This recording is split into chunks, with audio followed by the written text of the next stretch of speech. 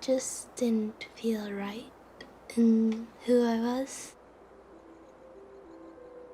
I really just thought, oh, am I in the right body?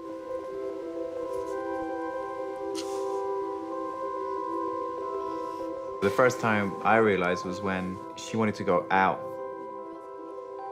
I want to wear a skirt, and I want to wear a frilly top. Yeah. And I want you to call me her. Her. I didn't like boobs. I thought that they would be disgusting on me, and I still have that opinion. I didn't want my period. No, no, no, that would just be terrible for me. I would rather have facial hair and chest hair and muscles. I'd just rather not have boobs. I definitely think I was born transgender. I think that's how transgenderism works. I don't think it's something that you decide to do or you just stumble upon. It's just who you are.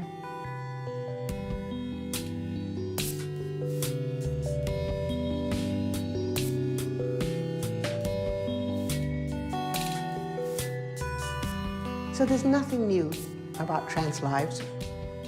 Trans people are everywhere, we always were, and it's perfectly natural to be trans. It's just one of the ways life works on this planet. We're very devoted to a very simple set of ideas.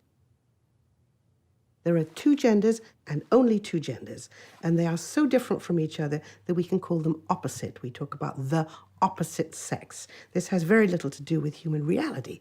There are animals in which females are dramatically different from males. We are not one of those. Take a deep breath and out.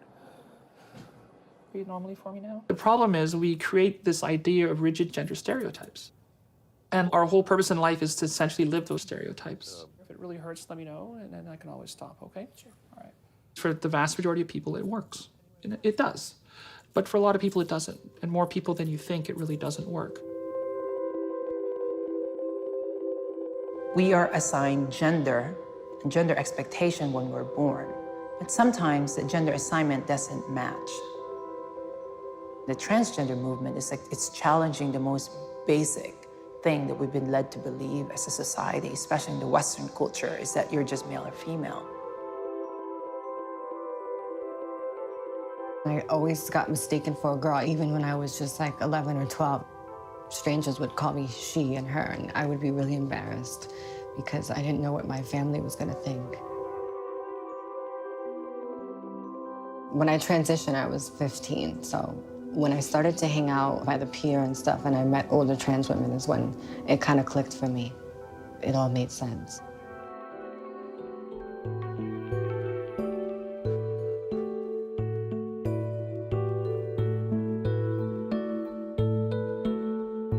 I was kind of pushed into seeing the counselor because I guess the staff at my school just didn't understand what was going on with me.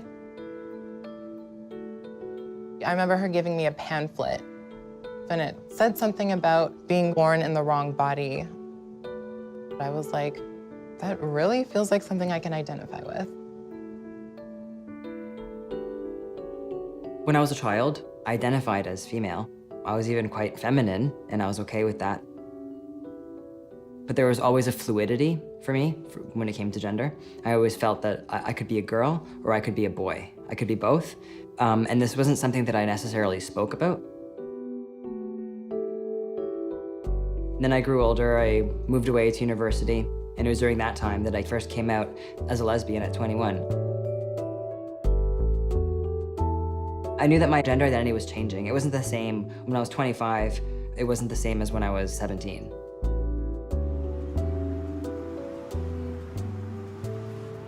I came out as trans at the age of 30, and that was very shocking to a lot of people. But the place that they were coming from was, well, you know, in the news, it's about young people. Only you're supposed to know when you're a child. Every single trans person knows when they're a child, not when they're 30. Yeah, our cats don't do that. They don't? No, except one of them. The misconceptions are that there's just one story. This person knew when they were a toddler and has always known and was suffering terribly. It's a very simple story. And of course, it's much more complicated than that. For one thing, many people don't know when they're toddlers. Transgender identity can emerge at any point in the life cycle. And we often feel quite pressured into that simple story, I always knew.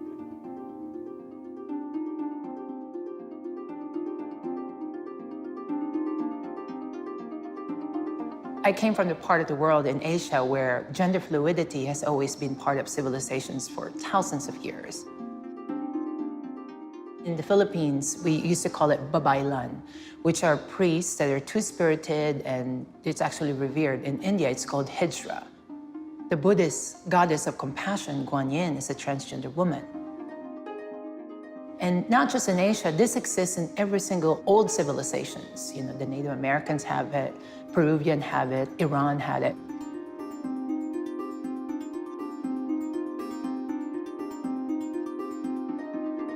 Nature loves diversity. Nature thrives on diversity. Nature dies if it doesn't have diversity. We need to see diversity in gender, and we need to give up on this idea that there's only two genders, even give up on the idea that there's only two sexes. The biggest challenge that transgender people have is most people want to look at somebody, anybody, everybody, and say, male or female. And they feel they need to know that before they know how to do anything with that person.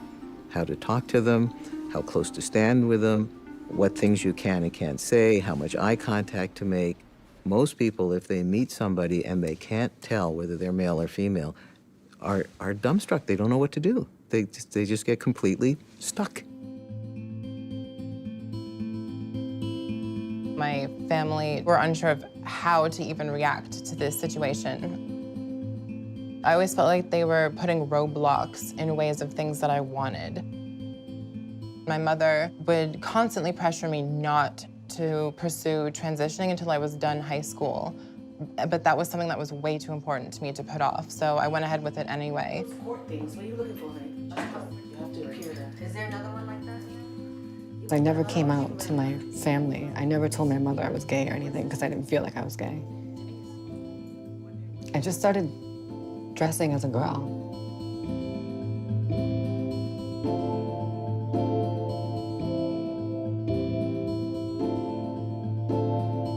It was confusing for me. I didn't know anything about transgender. I never educated myself prior to my child being transgender. I did cringe when I first saw her walk out the bedroom dressed as a woman. You know, I was a little taken back by it. And I had all these different emotions going on. I didn't know how to take it. But I never told her not to be who she is. I don't know why I felt feminine, why I felt like I was born in the wrong body. I don't have those answers. I just know that this is who I want to be. It's a little difficult to explain to someone what it means to be trans when you yourself quite don't understand it. You just know that this is how you feel comfortable.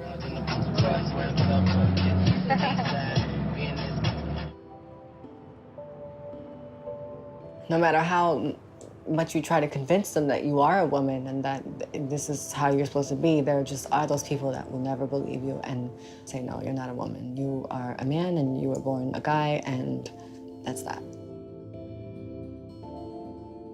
People hasn't been aware of what does it mean to be transgender and what transgender people are experiencing. When we're born, the birth certificate only allows female and male. When you're challenging those binary, people believe that they have the right to judge you.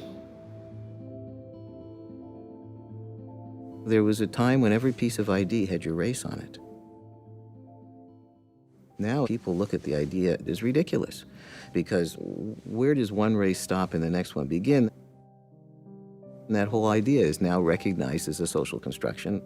And transgender people are increasingly pushing the envelope on that and saying, well, you know, maybe we don't need to have gender on every piece of ID, and maybe we don't need to divide up your access to every kind of resource, right, and privilege in society on the basis of what your genitals look like. What does that have to do with it?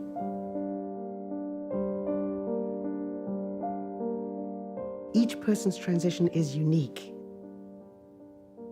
There are some people for whom transition is about changing their name, their haircut, and their clothing, and that's it. They do not want or need access to hormones or surgeries. For other people, a broad range of hormones and surgeries are really essential to a decent, livable life. Once my parents were informed, the next thing was seeking help.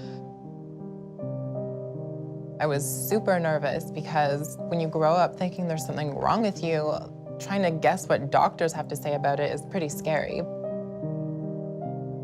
The first time I went to see them, I was 16. So I always thought that by the time I was done high school, I would be in a really good place as far as my transition would go.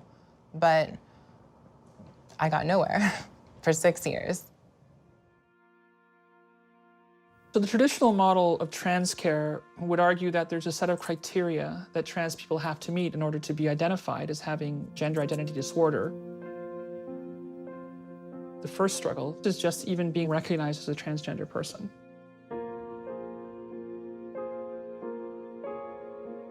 I can't really say what their point in all that was, but I felt as though maybe they were trying to instill doubt in me that I was transgender, and maybe that I was just mentally ill.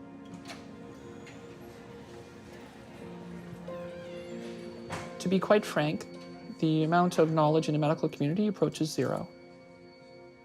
There is virtually no teaching about transgender healthcare in medical school. There's really no teaching in residency.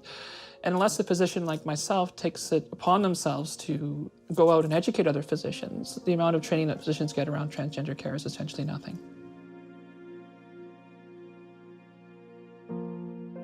I became very depressed. I ended up cutting off ties with all of my friends because why start a new chapter in your life when you're still in a place where you don't want to be?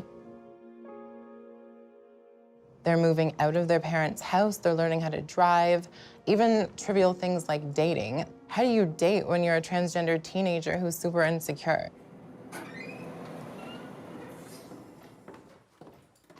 Quest is a transgender healthcare clinic. What we use is a patient-centered, informed consent model of care, which essentially allows the patient to self-identify. And then what we try and do is figure out what they actually want to do about their identity. And for most people, that answer is to transition, but it's not the answer for everyone. For me, the challenges were obviously like going through high school and having to deal with people seeing my transition as I was experiencing it. So as I gradually became more feminine, people had more to talk about. I think express yourself more fully as a human being in a more rounded way. The fact that I'm transgender is nobody's business but my own. And the people who I choose to tell are people that I trust, not random people that I'm just forced to interact with. If I go to apply for a job or apply for school, the way that I look doesn't really raise any red flags, but if I hand identification over that identifies me as male, I don't really want to deal with all the questions that follow.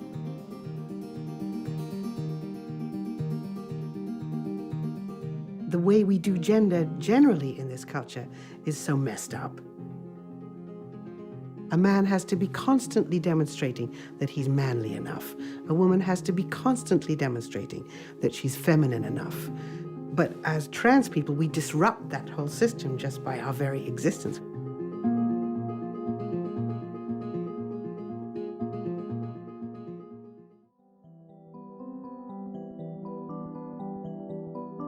I knew who I was when I was very young. I remember watching a documentary about Renee Richards with my dad. I went to the Google of the 1970s, which was the Encyclopedia Britannica, and looked up transgender, transsexual, and I went, oh, wow, I think that's me. Here I was growing up in Northern Ontario in the 1970s, blue-collar Inco mining town. There was no way I could tell anybody about this. So I chose personally to try and put it into a box. I was born in 1925. At that time, there was absolutely no knowledge, no professional knowledge, no medical knowledge, no public knowledge of this condition, which came to be known as transsexualism. I was probably about 4 or 5 when I had a dream. I saw a girl, and eventually the girl identified herself as me. I looked in a mirror in the dream, and I had long blonde curls. I couldn't explain it. There was no vocabulary or anything like that to explain it. And for a long time, I thought I must be the only person in the world who was affected by this condition. I used to lie awake at night worrying about it. I went to bed and prayed to God I'd wake up in the opposite sex. Most transgender people have this sort of idea that, you know, God at some point will recognize that they made a mistake and will correct things, and it never happens.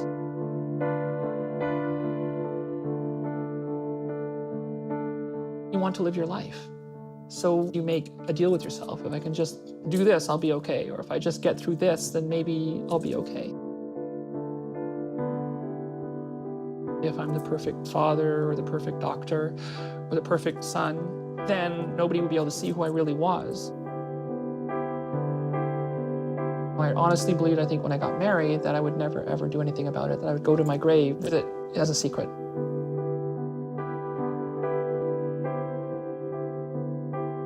While I was in the Navy, I was at Bombay in India, and I went to a bookstore, and I found a rather surprising book there called Man into Woman. This would be about 1944 or 5. I bought this book, took it on the ship. I read it very secretively when everybody had turned in, and then I hid it in a suitcase I had with a pile of clothes and hid it underneath where it couldn't be found, and hung on to it for quite a long time. But after reading that, I knew there was an answer to this.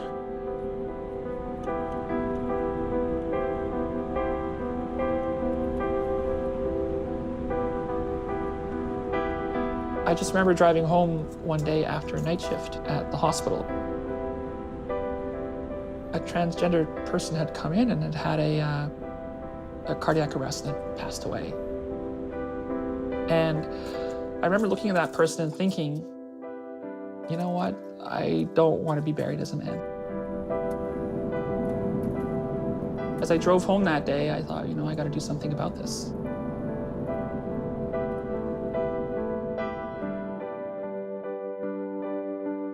Just seeing somebody who, you know, was living their truth, to me, it just seemed like I was a liar. I was somebody who didn't even have the courage to be myself.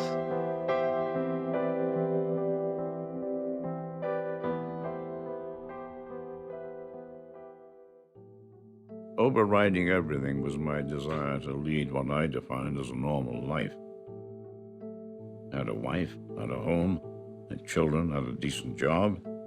I had the satisfaction of knowing that I was a respectable kind of person.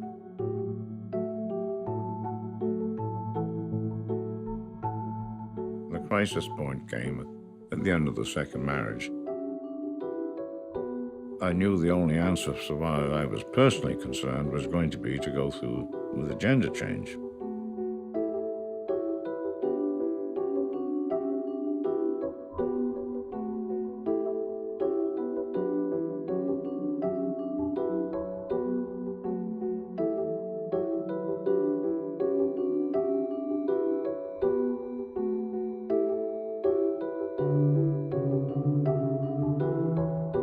I really honestly believe that if I didn't transition, if I wasn't truthful about who I was, that, you know, I couldn't, no matter how hard it was, I couldn't be truthful to my partner, I couldn't be truthful to my children, my friends, my family, my parents. And so I really, really felt that I finally had to live my life honestly. And that's a hard decision because it's had consequences. It devastated my partner. And justifiably so, it was devastating for her. I wish, that I had told her before we ever got married. I wish I had done that. I wish I had the courage to do it. I didn't. And that's certainly my biggest regret.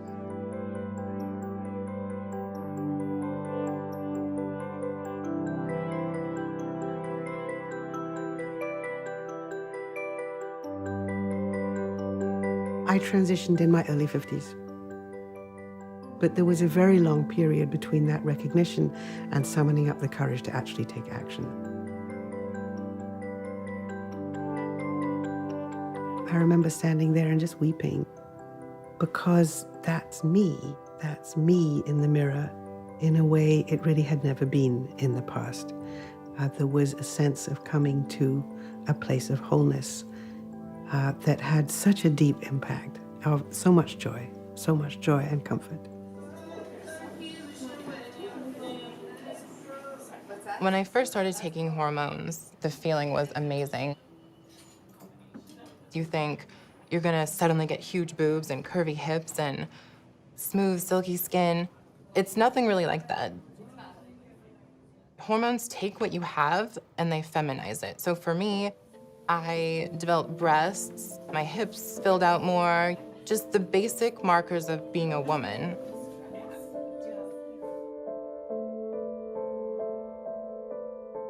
I knew that at some point I would have to decide, am I gonna go on hormones or am I not? And I knew that if I didn't go on hormones, my life would be really, really complicated. I took my transition actually very slow, right? So I didn't rush into hormones and I started on a very, very low dose. I wanted to have complete control over what was happening to my body. That was really important to me because it felt like I knew that this was a very huge life change. As I often tell my clients, I can't change your bone structure. I can't change your height. But it's amazing what a little bit of surgery and some really good hormones can do. The ability to pass on a daily basis has completely changed the quality of my life. I can't actually imagine what it would be like if I still wasn't passing. I wasn't sleeping at night. It was all I thought about. Every single interaction that I had with people, my mind was bombarded with, am I gonna be passing? Am I gonna pass? How's this person gonna read me? Passing is a term that we use in the trans community to talk about, can you blend in with the population? Can anybody tell that you used to be male or female? I don't think it should be important, but when I talk to clients in their day-to-day lives, it does matter because it's really hard to live your life every day being challenged about your gender. The problem is that our brains are so attuned to seeing gender in a certain way, that men should look like men and women should look like women. Being passable helps you a lot. It really does. In so many ways. It helps you to get the guy you may want. It helps you to go to school, go to work. It helps you to walk down the street without getting harassed. People accept you when you're passable.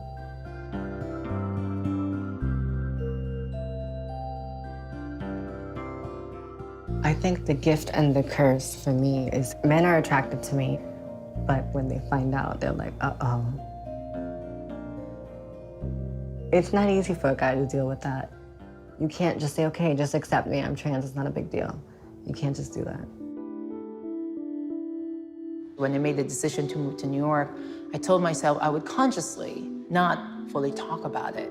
So when I started modeling, I wasn't saying that I'm trans, I'm a female model. I always have this nagging voice in the back of my head. There was a constant paranoia and fear. And I would even remember going in photo shoots and thinking, do they know? There's always that question, do they know? If they find out, do they think that I fooled them? Or I was like, do they think I'm lying? Transphobia works in some very particular ways. It's a lot focused on being a freak. It's also focused on being fake, that being trans is somehow trying to deceive other people as to who you really are. And the punishment that's everywhere all the time is shame. If you are seen to be breaking the rules around gender, you will be subject every day to dozens of little interactions which tell you there's something wrong, you don't belong, you make me uncomfortable.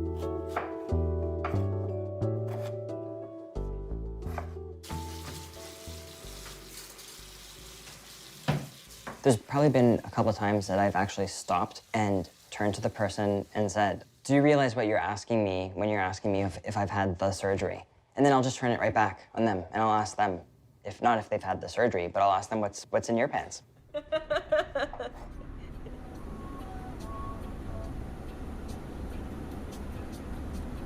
I started out on the street.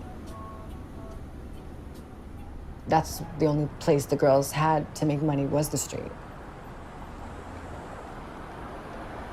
Every trans girl I know, with the exception of like 5 or 4, are prostitutes. That's what they do for a living. They have no choice, and most jobs won't hire them because they look like trans women, and so people discriminate against girls like that. And then I met a trans woman that was a bit older than me, and she said, oh, you're pretty, do you want to make money? She showed me how to like post my advertisement on the internet and tour from state to state and make real money. I was 16 and I was just making lots of money. Too much money for a 16-year-old.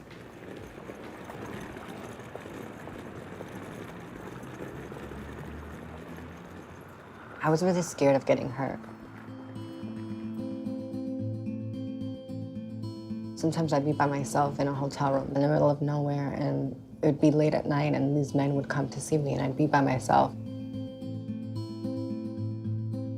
You don't know who's coming into your room. You don't know who they are, what kind of past they have, or if they have a weapon on them. You don't know anything about this person. Who knows what could have happened to me? Here's the deal. Access to jobs, access to housing, access to family, access to partners, all of those are difficult for trans people because of transphobia. It's not because we're trans, it's because of transphobia. The stats are very solid. We have double the rates of unemployment. Overwhelmingly, we live in poverty. We are more vulnerable to assault than any other community, and that is doubly or quadruply true for trans women. So it's very clear that is discrimination. There's no other explanation for it. I got in trouble with the law 3 times. I actually had to go to a jail, and I was in a dorm with men, with like, you know, grown men.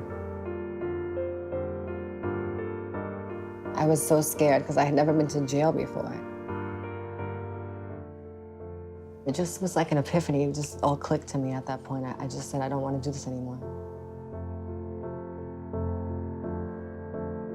When there's that discrimination from the outside, it's very hard to hold on to self-esteem. And when we're younger, all of us have less resilience. The risk of suicide for trans youth is extremely high, and with good family support, that risk drops by 93%, which I think just makes it so clear. Those of us who can depend on family, it's huge, it's enormous. It makes an immense difference. If our families can be beside us, we're gonna do fine, or we're gonna do much, much better. If our families don't support us, the opposite is true.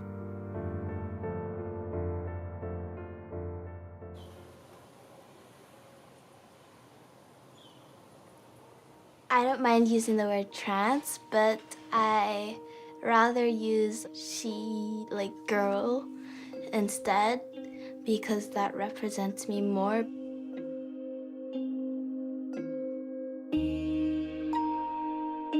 She was drawn to girls' things, you know, like she wanted to have a doll at some point, and she was really upset about having to wear gray pants. And then she said, why can't I have that skirt? And we said, well, you know, Ollie, you know, you're a boy, you can't wear a skirt to go to school. I knew that I wanted to look like my dad, but not my mom. Not that my mom's ugly. I think my mom's really pretty, but I wouldn't want to look like that personally because it's not who I am.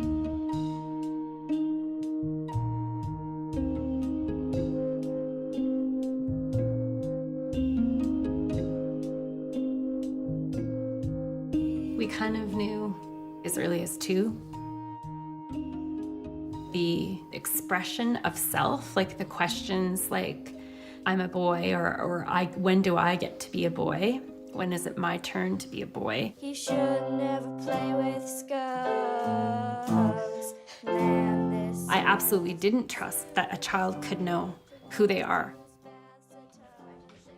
I would say, you're a girl, like, this is who you are.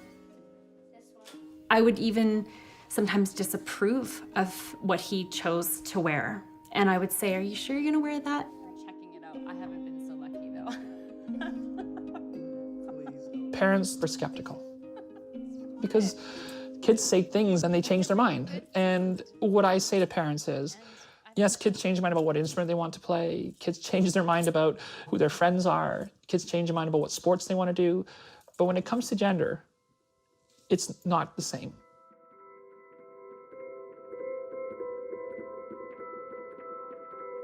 I had a child who was very angry, very closed up. And it was when Matt was like 2.5 that they declared to me that, Mom, I'm not a boy, I'm a girl. And I'm like, oh, okay. And it wasn't like, well, I feel like this or I feel like that. It was really, this is who I am. As soon as the pronouns started changing, everyone kind of forgot that Mattea was anything but this cute little girl that everyone loved.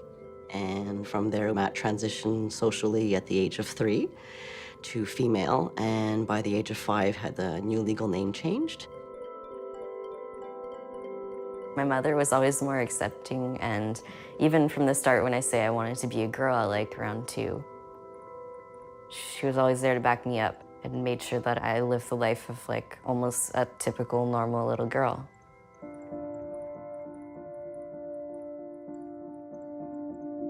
Around 8, kids start to notice things and they're like, oh, well, I knew you in kindergarten, you were different, and what gender are you? Are you a girl or a boy? There was a lot of bullying, and it was really overwhelming for me.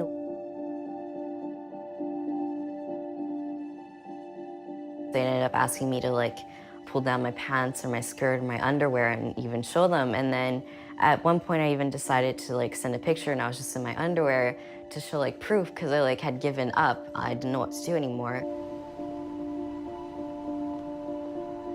We tried different ways of integrating Matt in a school, and the problem we had was not with the students, but with the other teachers and the adults in the school environment who were very judgmental and very prejudiced against that.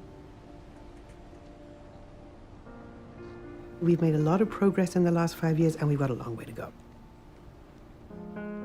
The level of bullying, the level of harassment, and not just from students, but also from teachers, it's still very bad.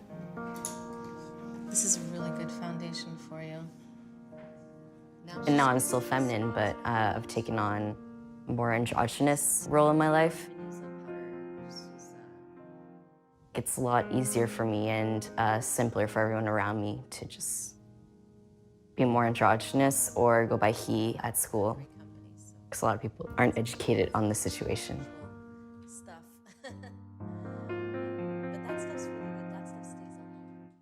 What I would like to see is people relax a little bit about gender and realize that there's no harm in this. Nothing bad will happen. If somebody's gender doesn't necessarily meet your expectations, so what? You know, it's not going to cause you any harm. They're not going to hurt you. They're not going to hurt your family. They're just living their lives. It's ignorance. When people don't want to protect a child or to include a child in their communities because they are scared. Our job is to protect our kids, to make sure that they grow as happy children, children that feel good within themselves. So my child is saying that she feels like a girl, then, you know, I think it's good enough for me to say, well, you know, we'll support you to be who you are. Skim it. 2. Mine hurts. So I really want to see my kid attempt suicide. No. Just for outside communities to Not feel happy, good? yeah. No, thanks No. very much. We feel good in the family itself. Ollie feels great how she is now. Okay, let's roll with it.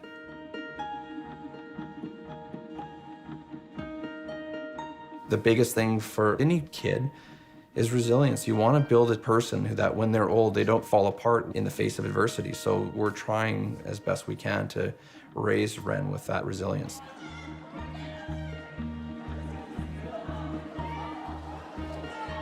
Ren definitively wanted something to stop puberty. There were lots of conversations on, I do not want to have this body. And he had said to me, I'm just starting to feel like I don't want to leave my room. I was really scared that my mom or dad will be like, no. Because of course you don't want to upset your parents, right? And if you feel like you're making them upset, then you kind of get scared and you're like, oh, I don't want to tell them, but I need to tell them. If I feel like a boy, then I should be able to do everything that other boys do, and I should be able to go through puberty as a guy. He was very forceful in saying, when's it going to happen? What's going on? Let's get on with this. And for good reason. He felt the clock was ticking, so we, as his parents, felt the same thing. Ready? Go. It's like a horse. I've never met a transgender person who told me they're glad they waited to transition. I have had 10-year-olds tell me they wish they'd transitioned when they were 8. I've never had a single person say, I'm glad I waited.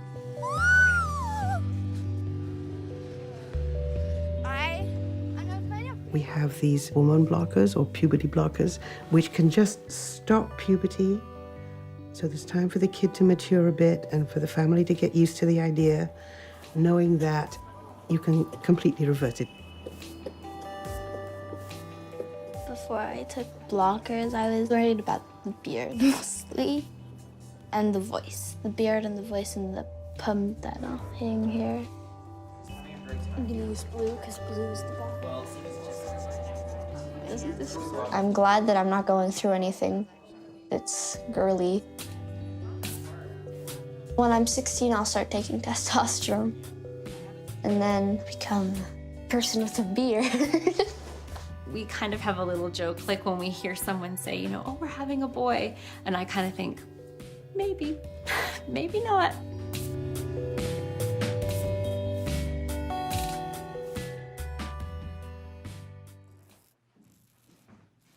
Everybody who comes into a society brings their own individuality with them. Transgender people are, at this point, asking to have the rights and privileges that everybody else has. Do we need radical changes in society for that to happen? In the short term, no. But in the long term, I think that giving transgender people the space to live true to who they really feel themselves to be will transform society. Because I was trans. On the flip side, I feel more and more today that there are a lot more trans people who are successful, and that gives me a lot of hope. I feel like I belong to this network, and that we're fighting really hard to improve the lives of trans people, so that the younger generation doesn't have to go through what many of us have had to go through.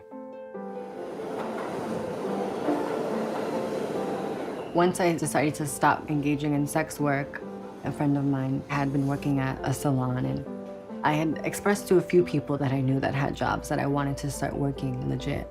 And he was the only person that really took me seriously, and he got me an interview, and I got the job. So for the first time ever, I had an actual 9-to-5 job and bills to pay. So life changed for me a lot. I feel very happy that I've transitioned into the person that I am today. I sleep better at night. Not have to worry about getting arrested because I'm not doing anything illegal anymore. Currently, I'm waiting for my legal name change and my legal gender change to be sent to me. So that's like a new birth certificate and a health card. Being able to have legal verification that, yes, I am a woman, it's gonna help with everything. Because legally, physically, and mentally, you're a woman. The wait is terrible. I've been sitting here like twiddling my thumbs. I just want to have it in my hands and be like, I'm a person, I'm a person. It's LGBT. I think that T right now It's always been disregarded. Me and my community are definitely going to put that spotlight and that tea as much as we can, because the transgender identity would free up people to understand full equality of gender. Every 5 years, the number of people who identify as trans has doubled. So here's how many trans people there are. More than yesterday, less than tomorrow. Watch out, here we come. It's wonderful to be trans and to be able to have accessed the technologies that mean I can live in this body with so much more pleasure, with so much more presence, that I can live as myself with so much more authenticity. I haven't made it my business to tell people at work that I'm trans. I don't think it's important. I think it's irrelevant. If someone were to ask me, I wouldn't deny it. I'm not ashamed of who I am. I just don't think it matters.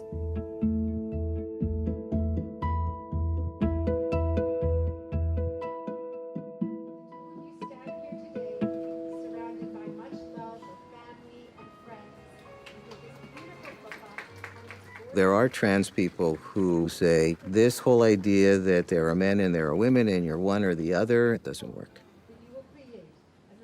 The dividing line between the sexes is something that is a matter of public debate because we make different social decisions.